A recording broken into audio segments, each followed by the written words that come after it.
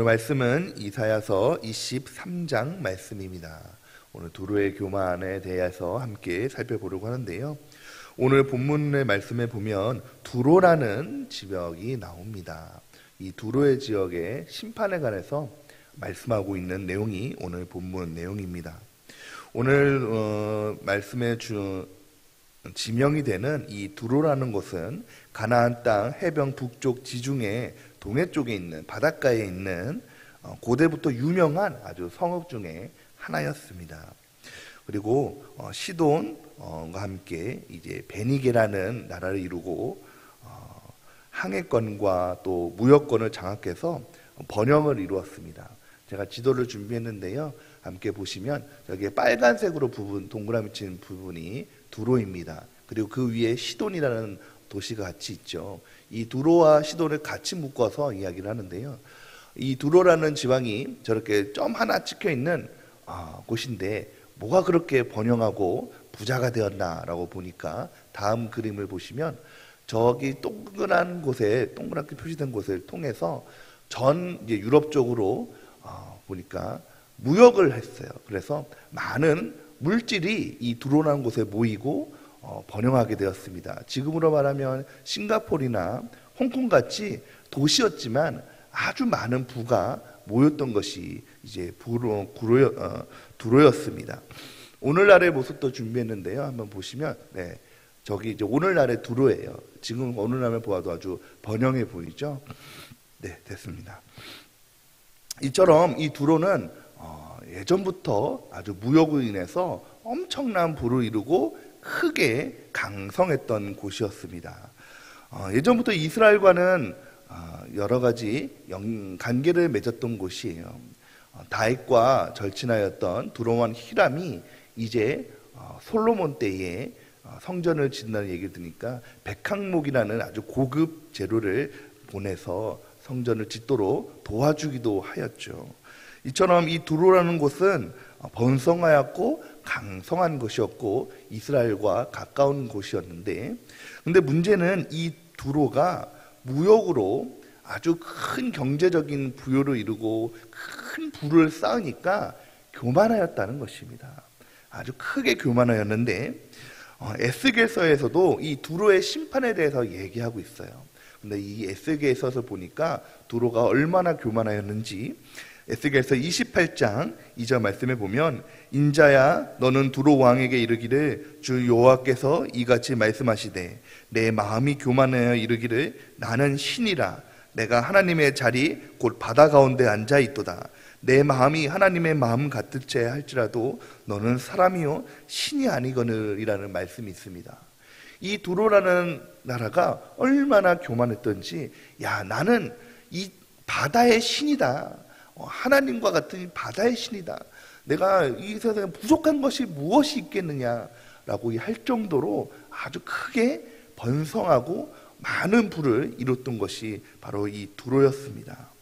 두로는 하나님을 의지하지 않고 이제 상업적인 부와 또 사치와 방탕을 인사했던 그런 나라였는데, 결국에 그들은 오늘 말씀의 내용처럼 하나님의 심판을 받게 됩니다. 그리고 황폐하게 되죠. 여러분, 권력도 많은 부도 시간이 지나면 다 변하는 것입니다. 아무리 많은 부와 많은 재물을 가지고 의지한다고 한다고 할지라도 하나님께서 한번 불어버리시면 온데간데 다 사라지고 마는 것이죠. 그러므로 우리는 없어질 이 세상의 것이 아니라 하나님을 의지하고 또 하나님을 바라보고 나갈 때에 하나님께서 우리의 인생을 복을 주시고 인도하심을 믿으시기 바랍니다.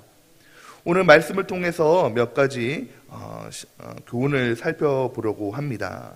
앞서 말씀드린 대로 오늘 23장의 말씀의 주제는 바로 교만입니다.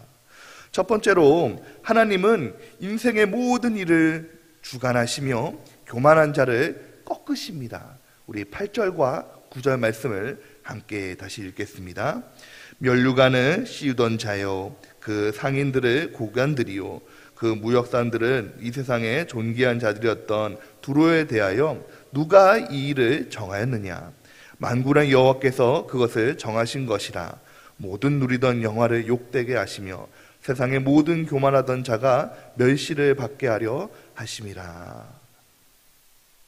여러분, 두로의 이 멸망은 어떤 인간이나 또 어떤 세력, 주변의 환경 때문에 이 두로가 멸망한 것이 아닙니다. 그토록 강성하고 그토록 부가 많았던 이 두로가 멸망했던 그 이유는 하나님께서 정하셔서 역사하신 것이다 라고 말씀하고 있는 것입니다. 하나님께서는 만군의 여호와시고 우주와 역사의 주권자십니다. 그러므로 두로의 멸망을 결정하시고 그대로 행하셨다는 것이죠. 그 이유는 말씀대로 이 두로가 하나님이 주신 그 은총을 깨닫지 못하고 어리석고 교만하게 행동했기 때문에 그것을 꺾으시는 것이었습니다. 여러분, 우리가 아무리 능력이 뛰어나고 지롭다 할지라도 결국에 우리의 인생을 결정하고 우리의 인생을 인도하시는 이는 우리 하나님이신 줄 믿으시기 바랍니다. 하나님께서 우리를 정하시고 허락하지 아니하시면 우리 인생 가운데 아무것도 이루어지지 못한다는 사실을 우리는 알아야 한다는 것이죠. 그러므로 우리는 하나님 앞에 교만하지 말아야 합니다. 특히 우리는 물질로 인해서 오늘 이 두로처럼 교만할 때가 왕왕 있습니다. 오늘날도 세상 속에서 물질을 가진 자들이, 부자들이 사실은 예수 믿기가 더 힘이 듭니다. 또한 교회를 다닌다고 할지라도 부유한 자들은 예수님을 만나기가 좀 어렵습니다. 물론 부자들과 할지라도 믿음을 가지는 것이 어렵다는 것이 아니라 조금 더 어렵다는 것이죠. 특별히 요한계시록에 이 라오디게아 교회도 그랬습니다. 여러분, 이 라오디게아 교회도 교회였지만 참 부유한 교회였죠. 요한계시록의 7개의 소아시아 교회 중에서 가장 부유한 교회였습니다. 그런데 하나님께서는 그 7개의 교회 중에 이 라오디게아 교회를 책망하시는데, 요한계시록 3장 17절에 나는 부자라 부족하여 부족한 것이 없다나 내 공고한 것과 가련한 것과 눈먼 것과 벌거벗은 것을 알지 못하도다 라고 이 라오디게아 교회를 책망하시죠. 이 라오디게아 교회가 미지근한 신앙을 가지게 된 것은 그들의 부유함 때문이었습니다. 이 돈이 많은 것이 나쁘지는 않습니다.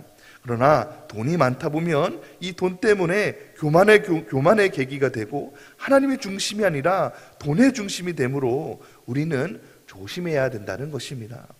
사랑하는 성도 여러분, 하나님께서는 앞서 말씀드린 대로 우리의 인생의 모든 것을 주관하십니다. 그리고 이끄십니다. 그리고 그 때문에 우리는 하나님 앞에 늘 겸손한 마음으로 하나님의 인생의 돌보심을 기억하고 겸손한 마음, 낮은 자의 마음으로 나가시는 저희 여러분이 되시기를 주님의 이름으로 축원드립니다. 이처럼 교만의 삶을 살면은 하나님께서는 그 교만한 자에게 심판을 내리시는데, 우리 12절 말씀을 함께 읽겠습니다. 12절 말씀입니다. 이르시되 너 학대받은 처녀의 딸 시도나 내게 다시는 희락이 없으리니 일어나 기띔으로 건너가라. 거기에서도 내가 평안을 얻지 못하리라 하셨느니라. 오늘 말씀에 보면 두로와 시돈을 같은 선상으로 보고 있다라고 말씀드렸습니다. 여러분, 우리가 교만의 삶을 살아가면 하나님께서는 우리에게 심판의 결과를 주시는데, 교만한 삶을 살면 첫 번째로 기쁨이 없는 삶을 살아가야 된다는 것이죠. 12절 말씀처럼 희락이 없다는 것입니다. 여러분, 물질만을 기쁨으로 삼던, 희락으로 삼던 그 인생은 물질을 잃게 되면, 재물을 잃게 되면 모든 기쁨을 다 잃어버리게 되는 것입니다. 인생의 전부였던 그 물질이 사라지게 되니까 허무하게 되는 것이죠. 여러분, 물질뿐만 아니라 다른 부분도 그렇습니다. 사람이 다른 권력에 기쁨을 얻고 또 다른 것에, 하나님이 하신 그 다른 것에 기쁨을 얻고자 한다면 그것이 사라지게 될 때에 그 마음이, 기쁨이 사라지고 허무한 마음이 들 수밖에 없다는 것입니다.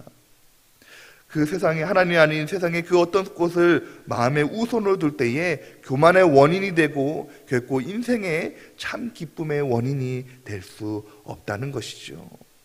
사랑하는 성도 여러분, 인생의 참다운 기쁨은 오직 하나님 안에서 가능한 줄 믿으시기 바랍니다. 하나님께서 기쁨의 근원 되시기 때문입니다. 제가 예전에 있던 교회에서 안타까운 사연을 본 적이 있습니다. 학생이었는데요, 공부를 참 잘했습니다. 이 중학교 때부터 공부를 너무너무 잘했어요. 그래서 고등학교 때 이 학생이 민족사관학교에 들어가게 되었습니다. 이 민족사관학교는 참 들어가기도 어렵고 공부를 잘하는 학생들만 가는 곳이었어요. 그래서 이 자녀가 부모의 기쁨이었고 이 부모가 늘 이 자녀를 자랑하고 다녔다는 것이죠. 그런데 더 좋은 성적을 위해서 이 부모가 이 자녀에게 주일 성서를 못하도록 하는 것이었습니다. 야, 너는 나중에 좋은 곳으로 대학교로 가서 학교 가도 되니까 주일 성서하지 말고 그 시간에 더 공부해. 교회 다니지 않아도 돼. 이렇게 얘기했다는 것이죠. 근데 어느 날 주일날 이제 학원에 갔다가 돌아오는 길에 교통사고를 당해서 그만 세상을 떠나서 그 부모가 가슴을 치며 아파했던 경우를 본 적이 있습니다. 여러분, 그렇습니다. 세상의 기쁨, 세상이 주는 기쁨을 의지하고 세상의 기쁜 삶을 바라본다면 그 기쁨이 사라질 때에 우리의 삶은 기쁨이 없는 허무한 삶이 되고 마는 것입니다. 또한 여러분, 하나님의 심판의 결과는 평안이 없는 삶이 된다는 것입니다. 12절을 보면은 내가 평안을 얻지 못하리라 라고 말씀하고 계시죠. 여러분, 교만하여 하나님을 떠난 인생은 세상 어디를 가도 평안을 얻지 못합니다. 물질을 많은 이는 어떻게 하면 더 많은 물질을 모을까, 또 모은 물질을 지킬까 불안해하고 걱정하는 것이죠. 근데 여러분, 우리 믿는 성도들은 하나님께 모든 것을 맡김으로 평안을 얻는다는 것입니다. 특별히 예수님께서 십자가 사건을 통해서 하나님과 우리 사이의 화평이 회복되게 하시고 이제 우리는 그 사실을 믿기만 하면 하나님께서 나의 하나님이 되어주셔서 우리의 인생을 인도하시는 줄, 평안으로 인도하시는 줄 믿으시기 바랍니다. 그리고 사랑하는 성도 여러분, 우리의 인생, 오늘 우리의 인생, 우리 자녀들의 인생을 세상의 것이 아니라 하나님께 맡길 때에 하나님께서 염려와 근심 대신 평안과 평강으로 우리의 삶을 인도하시는 줄 믿으시기 바랍니다. 마지막으로 하나님은 교만한 자들까지 돌보시는 하나님이시라는 것입니다. 우리 17절과 18절 말씀을 함께 읽겠습니다. 70년이 찬 후에 여호와께서 두로를 돌보시리니 그가 다시 값을 받고 지면에 있는 그 무역한 것과 이익을 거룩히 여호와께 돌리고 간직하거나 쌓아두지 아니하리니 그 무역한 것이 여호와 앞에 사는 자가 배불리 먹을 양식 잘 입은 옷감이 되리라. 아멘. 하나님께서 사랑의 하나님이라고 하시는 이유가 여기 있습니다. 하나님께서는 이 두로의 교만을 통해서 인하여 철저하게 항폐하도록 심판하셨는데, 그럼에도 불구하고 하나님께서는 한 번 더 기회를 주시고 그들을 돌보셨다는 것이죠. 물론 18절 말씀처럼 17절 말씀처럼 모두 다가 하나님께 돌아오는 것은 아닙니다. 그런데 그래도 그들 중에서 하나님께 은혜를 돌리고 하나님께 영광 돌리는 자가 나오도록 하나님께서는 그들을 돌보신다는 것입니다. 하나님께서는 때때로 교만한 자들이 돌아오시기 위해서 더 큰 시련을 주시기도 하지만은 사실은 그것을 심판하기 위해서 목적이 아니라 그들을 사랑하셔서 그들을 시련을 주시기도 한다는 것이죠. 네덜란드 출신의 신학자 헨리 나우엔이라는 사람이 있습니다. 이 사람이 쓴 글 가운데 이런 이야기가 있어요. 옛날에 중세 어느 수도원에게 유명한 수도사에게 한 건방지고 교만한 구석이 있는 청년의 교육을 맡겼습니다. 그래서 이 수도사가 이 청년을 데리고 가다가 이 흙을 만지면서 대화를 나누면서 아주 딱딱하고 견고한 흙에다가 좀 물을 부으라고 얘기를 한 거예요. 여보게 이 딱딱한 흙에다가 물을 좀 붓지. 그랬더니 이 젊은 교만한 청년이 물을 이렇게 부었더니 흙이 딱딱하니까 물이 흡수되지 않고 주르륵 다 흘렀다는 것입니다. 그러자 이 수도사가 이렇게 흙이 딱딱해서는 물을 받아들일 수가 없다라고 얘기하면서 망치를 가져와서 그 단단한 흙을 다 쳐서 깨 부수었다는 것입니다. 그리고 나서 다시 한번 물을 부어보라는 거예요. 그래서 이제 물을 부었더니 이제 흙이 잘게 부서져서 물을 잘 흡수하게 되어서 촉촉하게 되었다는 것입니다. 그때 이 수도사가 이 젊은이에게 이렇게 얘기했다는 것이죠. 이제 여기다가 씨를 뿌리면 틀림없이 꽃을 피고 열매를 맺게 될 걸세. 이렇게 나는 다 깨어진 이 흙을 깨어짐의 법칙이라고 말한다네. 사람은 교만함에 대해서 교만하면 절대로 이 꽃을 피울 수가 없다네 라고 얘기했다는 것입니다. 여러분, 그렇습니다. 우리의 교만과 우리의 완악함이 깨어지고 부서질 때에 하나님께서 그 은혜를 내리시고 열매 맺어서 꽃을 피우게 된 줄 믿으시기 바랍니다. 종종 하나님께서는 우리를 깨뜨리신 후에 다시 회복해 주셔서 역사해 주시기도 하신다는 것이죠.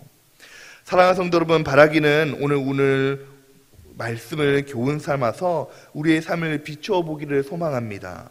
혹시 우리 안에 하나님께서 하나님보다 더 사랑하는 것들이 있는지, 교만한 마음은 있는지 살펴보시기 바랍니다. 사실 우리는 매일같이 낮아지고 회개의 삶을 살아야 된다는 것이죠. 오늘 얼굴을 씻었다고 해서 내일 씻지 않으면 더러워지는 것입니다. 날마다 우리는 하나님 앞에서 매일같이 낮아지고 회개함으로 겸손히 주님 안에 섬기는 인생이 될 때에 하나님께서 그 인생을 축복하시고 은혜를 베풀어 주실 줄 믿습니다. 바라기는 이러한 인생을 살아가시는 저와 여러분이 되시기를 주님의 이름으로 축원드립니다. 함께 기도하겠습니다.